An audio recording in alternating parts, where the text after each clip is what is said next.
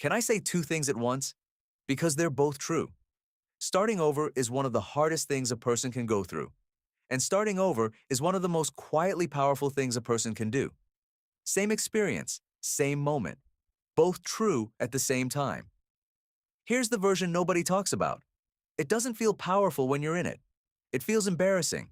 It feels like everyone else got the memo about their life and somehow yours got lost in the mail. New people to explain yourself to. A routine that doesn't exist yet. A version of yourself you haven't met yet standing at the door saying, "Hi, we haven't been introduced. I'm who you're becoming." And your brain, very helpfully, goes, "Can we not?" But here's what I know, and what I want you to know by the end of this video. The people who have started over, really started over, they don't come back smaller. They come back with something that cannot be taught in any classroom, cannot be learned from any book, and absolutely cannot be faked. And right now, messy, uncertain, slightly terrified, you are in the middle of building it. Let's talk about what that actually looks like. The part that's hard and the part that's honest.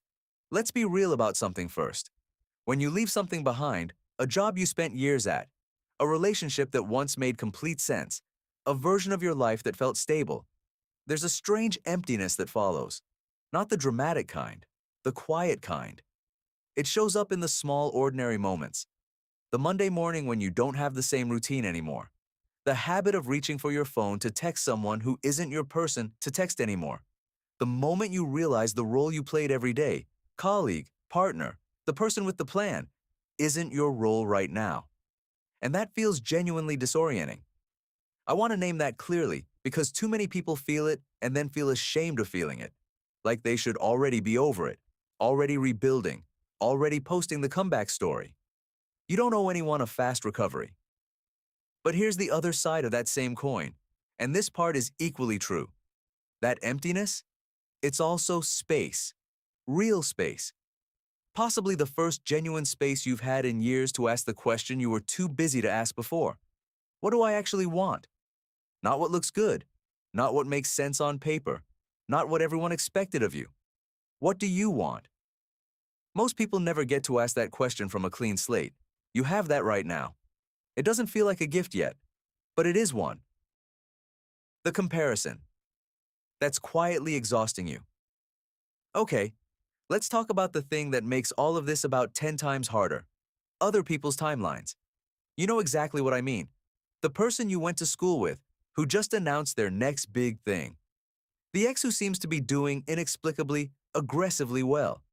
The friend who figured their life out at 24, while you're currently somewhere between new beginning and mildly panicking.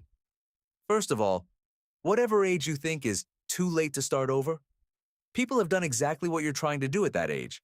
I'm putting that on record right now. But here's the real problem with comparison. And once you see this, you genuinely can't unsee it. You are comparing your behind the scenes to their highlight reel.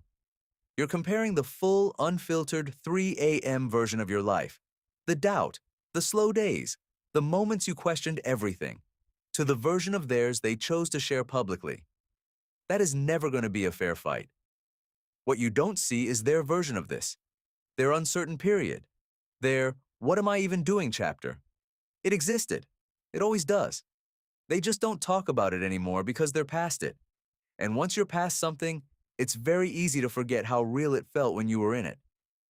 Here's the reframe that actually helps. You're not behind. You're just at a different part of the story. And honestly, the part you're in right now. It's the part that makes the rest of the story worth telling. I want to share one thing from brain science, just one, because it genuinely changes how you see this period.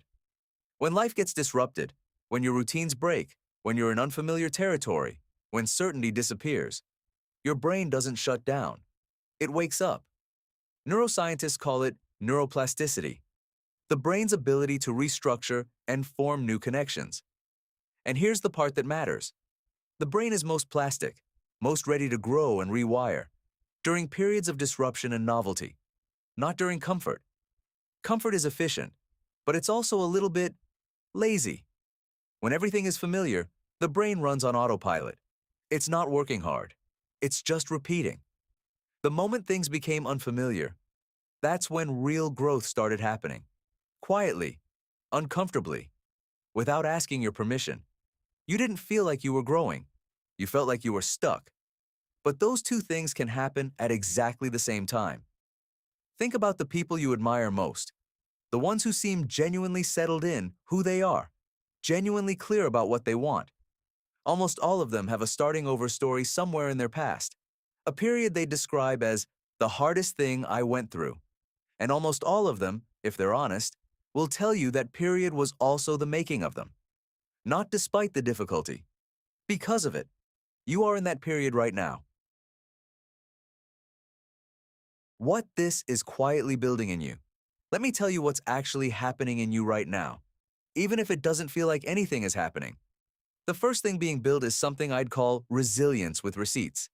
There's a difference between someone who's never been tested and someone who has been genuinely shaken and kept going anyway. On an easy day, they look the same, but on a hard day, completely different. Because the person who's been through it knows, not theoretically, not from a book, but in their gut, that they've survived uncertain before. That loss is not permanent, that they came back last time. That knowledge lives in you now. It's yours. No one can take it. The second thing, and this one genuinely surprised me when I first thought about it, you are losing your tolerance for the wrong things. People who go through real reinvention tend to stop settling, not because they become difficult, but because they've paid a high enough price that they stop trading their time and energy for things that don't actually fit. They've done the uncomfortable work of figuring out what they actually value, and that clarity is worth more than almost anything.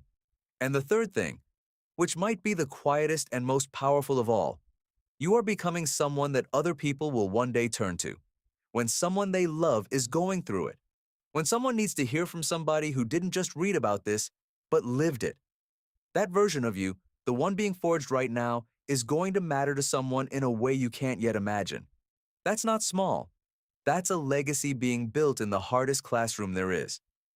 What to actually do when you don't know what to do. A few honest things that actually help when you're right in the middle of it. First, just find the next step. Not the whole map. One step. When we're in transition, we try to figure out the entire future at once. And the future, when you're emotionally depleted, looks genuinely overwhelming. So stop trying to see all of it. Ask yourself one small question. What is one thing I can do today that future me will be grateful for? Just that. Just today. The map builds itself from steps, not the other way around. Second, collect evidence instead of waiting for feelings. When you're starting over, your feelings are going to tell you that nothing is working and you're going backwards. Feelings, bless them, are not always reliable narrators. So keep an evidence file. Literally write it down. 3 things you did this week, however small. What you tried, what you learned, who you showed up for. Your brain needs proof when it can't find faith. Give it proof. Third, and this is the permission slip you didn't know you needed. Let it be imperfect for a while. The pressure to make the starting over look graceful, to already have the plan, the aesthetic, the clean new narrative, is exhausting, and it's also unnecessary. You don't need to have the story together yet. You're still writing it. And first drafts are allowed to be messy. I want to say something directly to you, whoever is watching this. If you're in it right now, in the foggy, slow, uncertain part, I just want you to hear this. The fact that you started over means you believe something better was possible. Even when you were scared, even when staying was easier. That belief is not nothing. That belief is actually everything. Because a lot of people don't do it. A lot of people choose the familiar ache over the unknown one. Not because they're weak, but because starting over is genuinely exposing. It asks you to be a beginner again. It asks you to not have the answers. It asks you to trust a version of your life that doesn't exist yet. You chose to trust it anyway. And I want you to know what I know about people who do that. They don't come back the same.